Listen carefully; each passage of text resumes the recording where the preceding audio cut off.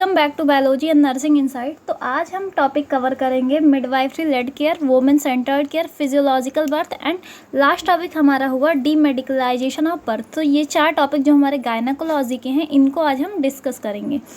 तो आज की जो क्लास है हमारी वो बहुत इंपॉर्टेंट होने वाली है, क्योंकि ये सारे जो हम टॉपिक कवर करेंगे ये सारे हमारे मिडवाइफरी के ट्रेंड्स हैं जो हमारे प्रेजेंट टाइम पे बहुत ज़्यादा फोकस किए जा रहे हैं। अब इसमें अलग अलग जो ट्रेंड है उसमें अलग अलग चीज़ों को फोकस कर रहा है, बट ऑल ओवर अगर हम ट्रेंड की बात करें तो गायनाकोलॉजी जो है वो प्रेग्नेंट लेडीज़ जो हैं उनके हेल्थ को प्रमोट करने के लिए, उनके जो वुमेंस के जो हेल्थ है, उनके लेबर के जो प्रॉब्लम्स हैं या डिलीवरी के जो सिस्टम है उसके इम्प्रूवमेंट में ये हेल्प कर रही है। तो ऑल ओवर अगर हम इसके ट्रेंड्स की बात करें तो ये मेन फोकस इसका होता है कि जो एक फ़ीमेल है जिसकी डिलीवरी कंडक्ट करवानी है या उसके बेबी की जो हेल्थ है वो उन दोनों की कंडीशंस को हम इम्प्रूव कर पाएँ। तो चलिए हम आगे कवर करते हैं आज का अपना टॉपिक जो है। तो फर्स्ट टॉपिक हमारा midwifery led care unit. Midwifery led care unit क्या होती है? अगर हम इसकी बात करें कि मिडवाइफरी लेड केयर क्या होता है, तो मिडवाइफरी लेड केयर जो यूनिट है एक स्पेशलाइज्ड यूनिट होती है। एज लाइक जैसे हमारा आईसीयू होता है हॉस्पिटल में, इमरजेंसी यूनिट्स होती हैं, तो सेम हमारा मिडवाइफरी केयर यूनिट होता है जिसमें हम स्पेशली जो बर्थ के सेंटर्स होते हैं मिडवाइफरी वुमेंस के लिए, उनकी रिस्क की जो प्रेगनेंसी होती है उनको हम लो करने के लिए मिडवाइफरी केयर यूनिट को बना रहे हैं। ये जो यूनिट है इसका मेन फोकस होता है कि नेचुरल बर्थ इन्वायरमेंट हम बनाएं, जैसे कि होम लाइक जो इन्वायरमेंट्स हैं उनको हम बनाएं। तो अगर हम बात करें कि मिडवाइफरी लेड केयर क्या है, तो मिडवाइफरी लेड केयर यूनिट एक स्पेशलाइज्ड यूनिट है जो कि हॉस्पिटल के अंदर बनाई जा रही है। इसमें जो हमारा मेन इसमें पेशेंट है वो है एक फ़ीमेल। इसको हम पेशेंट नहीं बोलेंगे क्योंकि ये एक नॉर्मल वुमेन बीइंग है। तो यहाँ पे जो वुमेन है उसकी जो रिस्क से रिलेटेड प्रेगनेंसी है या उसकी बर्थ के जो सेंटर्स हैं वो हम हॉस्पिटल में बना रहे हैं। इसे डिज़ाइन करने का हमारा मेन मोटिव है कि हम एक होम लाइक इन्वायरमेंट या नेचुरल इन्वायरमेंट प्रोवाइड कर पाएँ उस फीमेल को चाइल्ड बर्थ के ड्यूरिंग। अब हम बात करते हैं इसके डेफिनेशन की कि midwifery care led care unit जो है इसकी डेफिनेशन क्या होगी। तो midwife is the lead profession continuity in the planning, organization and delivering of care given to a women from initial booking and the postnatal care. Midwifery are lead professional with responsible for assessment of need, planning of the care, refer in the other professional organization. तो all over अगर हम इसकी बात करें कि इसके definition में हम क्या लिख सकते हैं, तो मिडवाइफरी जो है ये एक प्रोफेशन है जो कंटिन्यू प्लान कर रही है, ऑर्गेनाइज करवा रही है और केयर को प्रोवाइड भी करवा रही है, डिलीवर कर रही है केयर को, मतलब प्रोवाइड करवा रही है वो। हमें पता है कि हमें कोई भी चीज़ करने के लिए हमें एक प्रॉपर नीड की प्रॉपर प्लानिंग की ज़रूरत होती है। तो प्रॉपर जो हमारी यहाँ पे नीड है वो क्या है कि फर्स्टली हम प्लान करेंगे कि हमें कैसे कैसे केयर को प्रोवाइड करवाना है, देन हम चीज़ों को ऑर्गेनाइज करेंगे और लास्ट स्टेप हमारा होगा कि हम केयर को डिलीवर करें।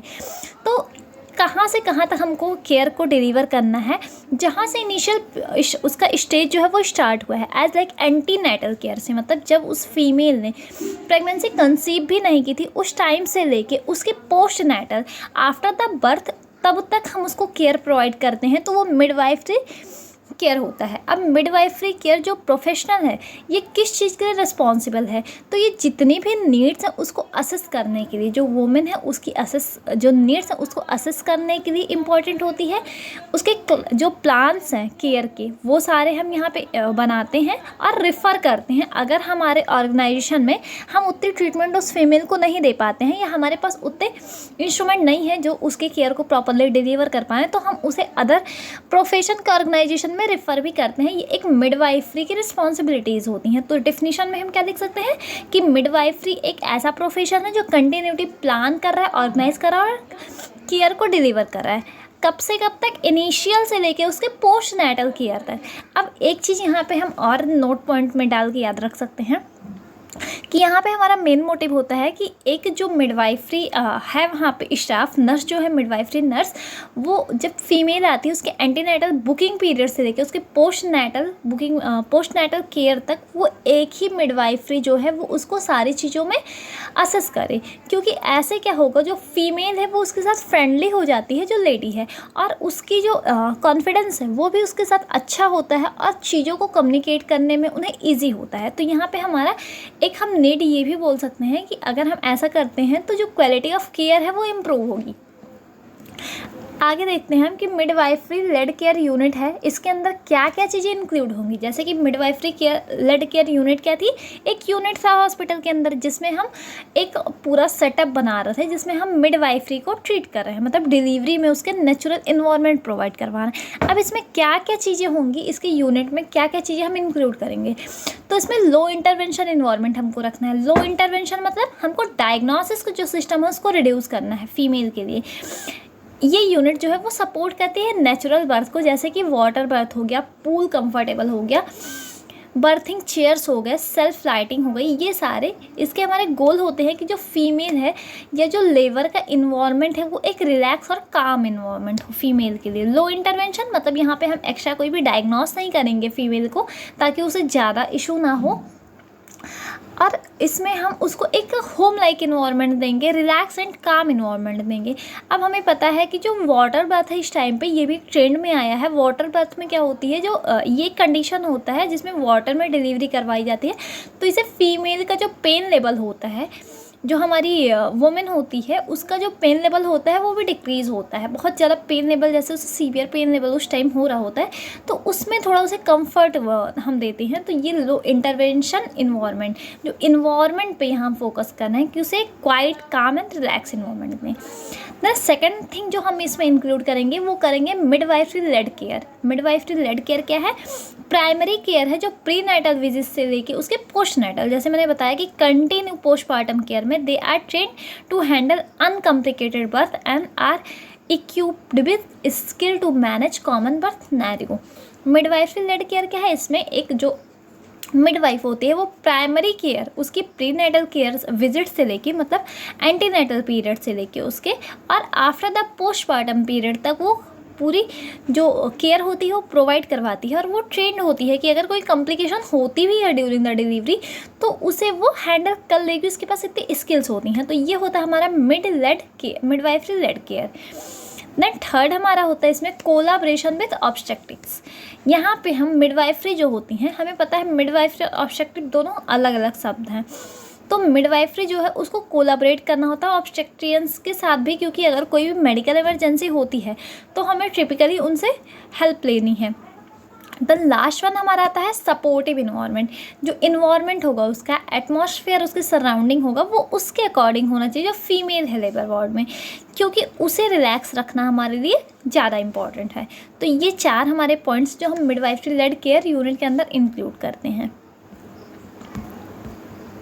अब हम बात करेंगे कि बेनिफिट्स क्या क्या हैं हमारे मिडवाइफरी लेड केयर यूनिट जो हमने बनाई, तो इसका कुछ बेनिफिट्स निकल के आना चाहिए, तभी हमने इसे ट्रेंड में लाया है। तो इसके हमारे कुछ बेनिफिट्स हैं। तो फर्स्ट बेनिफिट इससे हमको होता है रिड्यूस मेडिकल इंटरवेंशन। जो मेडिकल बहुत ज़्यादा इंटरवेंशन होते थे पहले, बहुत डायग्नोसिस होते थे, वो अब कम हो गए हैं, वो उनकी जो नंबर्स हैं वो रिड्यूस हुई हैं। सेकंड वन है lower rates of C section. C section क्या होता है, सिजेरियन सेक्शन। जो बहुत ज़्यादा रेट में अभी के टाइम पे अगर हम बात करें तो हमने मैक्सिमम डिलीवरी ऐसी देखी हैं जिनमें हम पेशेंट भी बोलता है, जो फीमेल होती है वो भी बोलती है, ताकि उसे ज़्यादा पेन ना हो, उसे ज़्यादा प्रॉब्लम ना हो, वो बोलती है कि सी सेक्शन करवा लेते हैं। तो इससे लोअर जो रेट है सी सेक्शन का वो भी हो रहा है, क्योंकि है एक नेचुरल इन्वायरमेंट, हम उसको उसके सराउंडिंग ट्रीट कर रहे हैं और उसको नॉर्मल डिलीवरी में हेल्प करवा रहे हैं। क्योंकि हमें पता है सी सेक्शन एक नॉर्मल कंडीशन नहीं है। हम हर फीमेल का सी सेक्शन करेंगे तो नॉर्मल डिलीवरी की तो कोई वैल्यू नहीं है, और नॉर्मल डिलीवरी एक फ़ीमेल के हेल्थ के लिए बहुत ज़रूरी है। अगर कोई कॉम्प्लिकेशन होती है तो हम सी सेक्शन कर सकते हैं, बट सी सेक्शन हम अगर नॉर्मल डिलीवरी हो सकती है तो भी करें तो ये सही नहीं है। तो जो रेट है सी सेक्शन की वो भी डिक्रीज़ हो रही है हमारे मिडवाइफरी लेड केयर यूनिट से। Better emotional and psychological support, क्योंकि हम उसे होम लाइक सपोर्ट दे रहे हैं, होम लाइक इन्वायरमेंट प्रोवाइड कर रहे हैं, तो उसका इमोशनल एंड साइकोलॉजिकल सपोर्ट भी मिलता है। Higher satisfaction with birth experience. जो फीमेल होती है वो हाईली हमारी सेटिस्फाई होती है हमारे पूरे प्रोसेस से, और जो बर्थ एक्सपीरियंस उसका होता है उससे वो सेटिस्फाई होती है। Lower risk of postmortem depression. Risk हमारा जो पोस्टमार्टम, हमने डिप्रेशन सुना है क्योंकि एक जो फीमेल होती है उसकी बॉडी में बहुत सारे चेंजेस होते हैं during the pregnancy and after the delivery. तो हमें पता है कि उसकी पूरी होल बॉडी में उसके चेंजेस होते हैं, सारे ऑर्गन्स उसके चेंज हो जाते हैं, उसके हार्मोन चेंज होते हैं, तो उसकी वजह से वो डिप्रेशन में भी जाती है। कभी कभी फीमेल्स को लगता है कि उनकी खुद की लाइफ बहुत ज़्यादा डिस्टर्ब हो गई है बेबी के आने से। जो पोस्टमार्टम डिप्रेशन होता है उसका रिस्क भी लो हो जाता है यहाँ पे। क्योंकि जो हमारी मिडवाइफरी लेड केयर यूनिट है ये प्रॉपर फीमेल को काउंसलिंग प्रोवाइड करवाती है, चीज़ें कैसे वो नॉर्मल हो जाएंगी आगे चल के, या कैसे कैसे चीज़ों को मैनेज करना है। देन हमारा आता है increase support for natural birth. यहाँ पे हम जैसे हमने सी सेक्शन को हम कम कर रहे हैं, तो नेचुरल बर्थ को हम सपोर्ट करें यहाँ पे। देन आता है हमारा enhance bonding between mother and baby. तो नॉर्मल नेचुरल बर्थ करवा रहे हैं तो बेबी और मदर के बीच की जो बॉन्डिंग होगी वो भी इन्हेंस होंगी, क्योंकि हम वहाँ पे KMC प्रोवाइड करवाएंगे, ब्रेस्ट फीडिंग प्रोवाइड करवाएंगे। फीमेल और जो बेबी है उसके बीच एक अच्छी बॉन्डिंग बनेगी। कॉस्ट इफेक्टिव होता है क्योंकि यहाँ पे हम बहुत ज़्यादा इंटरवेंशंस नहीं कर रहे हैं, तो जो एक फीमेल है उसकी जो बैकग्राउंड है उस पर भी ज़्यादा अफेक्ट नहीं होता है कि अगर कोई फीमेल गरीब है बहुत ज़्यादा तो उसके पास अगर इतने इनफ पैसे नहीं हैं उसका इलाज नहीं हो सकता, ऐसा कुछ नहीं होता। कॉस्ट इफेक्टिव ये है। फास्टर रिकवरी होती है क्योंकि नॉर्मल डिलीवरी हो रही है तो उसके जो ऑर्गन्स हैं जो कि नेचुरली हमारे चेंज हुए हैं वो फिर अपनी जगह पे रिकवर हो जाते हैं, तो फास्टर रिकवरी होती है। और reduced use of pain killer, बहुत ज़्यादा जो पेन किलर्स का यूज़ है वो भी हम यहाँ नहीं कर रहे हैं। तो ये सारे हमारे बेनिफिट्स हैं मिडवाइफरी लेड केयर यूनिट के। तो होप आपको midwifery led care unit all over समझ आई है कि ये क्या है यूनिट। हमें जैसे कि पता है कि हॉस्पिटल के अंडर हमारा हर डिपार्टमेंट का एक यूनिट होता है, एज लाइक इमरजेंसी यूनिट होता है, ICU यूनिट होता है, तो सेम हम मिडवाइफरी लेड केयर यूनिट बनाते हैं। अब इसके बेनिफिट्स और इसके जो मीनिंग है, अगर आप मीनिंग याद रखेंगे तो इसमें क्या क्या इंक्लूड करना है एंड क्या क्या इसमें बेनिफिट्स हैं आपको समझ आ जाएंगी चीज़ें। अब आज का हमारा जो सेकंड टॉपिक है वो है women centred care. Women centred care से आप क्या समझते हैं, जैसे कि इसके नाम से समझ आ रहा है कि वोमेन को हम यहाँ पे मेन फोकस करके वोमेन को सेंटर मान के हम केयर प्रोवाइड करवा रहे हैं। वोमेन सेंटर केयर क्या है, एक मॉडल है जिसमें हेल्थ केयर को प्रायोरिटी करते हैं। अब हम किसको प्रायोरिटी करेंगे या किसको प्रेफरेंस मानेंगे, एक फीमेल को इंश्योर करेंगे कि उसके डिसीजन जो हैं, उसके डिसीजन जो प्रोसेस है वो हम प्रायोरिटी पे रखें, ताकि उसे भी फील हो कि उसकी कोई वैल्यू है, उसके कोई राइट्स हैं। तो वुमेन सेंटर्ड केयर का मेन मोटिव ही हमारा है कि प्रायोरिटी दे रहे हैं हम यहाँ पे उस फीमेल को, या उसके डिसीजन को हम प्रायोरिटी दे रहे हैं। वुमेन सेंटर्ड केयर ये क्या है, मॉडल जैसे मैंने बताया, इसमें जो मिडवाइफ होती हैं वो असिस्ट करती हैं कि जो चाइल्ड बर्थ की पूरी प्रोसेस है उसमें उनकी फैमिली या फिर जो फीमेल है वो इक्वली पार्टिसिपेट करे, है ना। तो इसमें क्या होता है, अगर वो इक्वली पार्टिसिपेट करेंगे तो उनमें कॉन्फिडेंस आएगा, उनकी जो कॉन्फिडेंस का लेवल है वो भी इम्प्रूव होगा और एक पॉजिटिव एटीट्यूड उनके अंदर आएगा। अब इसमें एक वर्ड दिया है बैथोपेली प्रिंसिपल्स। तो बैथोपेली जो प्रिंसिपल्स है इसमें क्या होता है, इसमें हम इसके नेक्स्ट स्लाइड में बात करते हैं। यहाँ नीचे देखिए दिया है व्हाट इज़ बैथोपेली। तो इसके जो टर्म है इसका मतलब होता है कि हम पीपल्स को फर्स्ट रखें, मतलब हम खुद को कोई चीज़ खुद को प्रायोरिटी देने के बजाय हम अपने सामने वाले को प्रायोरिटी दें। तो बैथोपेली there for putting others first before considering your own needs. हम खुद की नीड्स को कंसिडर करने से पहले हम दूसरों के नीड्स को अपने से पहले रखें bye identifying important thing that can improve the quality of service provided the customer. अब यहाँ पे हम किसकी बात कर रहे हैं, मिडवाइफरी की। तो जो फीमेल है हमारी, जो कस्टमर है हमारी, वो एक लेडी होगी, तो उसके हम थिंग्स को आइडेंटिफाई करें कि कौन कौन सी ऐसी इंपॉर्टेंट थिंग्स हैं जो उसकी क्वालिटी ऑफ केयर को या हमारी क्वालिटी ऑफ सर्विस को इम्प्रूव करेंगे। तो ये होता है हमारा बैथोपेली प्रिंसिपल्स। अब बैथोपेली प्रिंसिपल्स कुछ यहाँ पे दिए गए हैं, जैसे कि कंसर्न होती हैं, इनमें सर्विस स्टैंडर्ड होती है, एसेस होता है, कॉस्टेरी होती है, इन्फॉर्मेशन, ओपननेस एंड ट्रांसपेरेंसी। ये सारे इसके प्रिंसिपल्स हैं कि हमें प्रॉपर कंसर्न लेना है, सर्विस को एक स्टैंडर्ड मैनर में देना है, प्रॉपर हमें इन्फॉर्मेशन देनी है पेशेंट को, ओपननेस और ट्रांसपेरेंसी होनी चाहिए हमारे और जो हमारा पेशेंट है उसके बीच। तो ये सारे हमारे प्रिंसिपल्स होते हैं बैथोपेली के। अब ये था हमारा सेकेंड टॉपिक। अब हम बात करेंगे आज के अपने थर्ड टॉपिक की, जो कि है हमारा फिजियोलॉजिकल बर्थ। ये सब हमारे छोटे छोटे टॉपिक है तो इनको हमें बहुत ज़्यादा याद रखने की नीड नहीं है। तो फिजियोलॉजिक जो बर्थिंग प्रोसेस है इसकी डिफिनीशन क्या है, physiologic birthing emphasize a natural process of labour and delivery. Physiological birthing क्या है कि फिजियोलॉजिकल मतलब जो नेचुरल बर्थ है उसको एम्फसाइज करें, उसके लेबर या डिलीवरी को ये सपोर्ट करता है कि जो बॉडी है वो एबल हो या रिड्यूस हो जाए मेडिकल इंटरवेंशंस के लिए, जो बॉडी हमारी है वो नॉर्मल डिलीवरी के लिए इन्हेंस हो, और जो अननेसेसरी हमारे मेडिकल इंटरवेंशंस होते हैं उनको हम रिड्यूस कर पाएँ। ये होती है हमारी फिजियोलॉजिक बर्थिंग।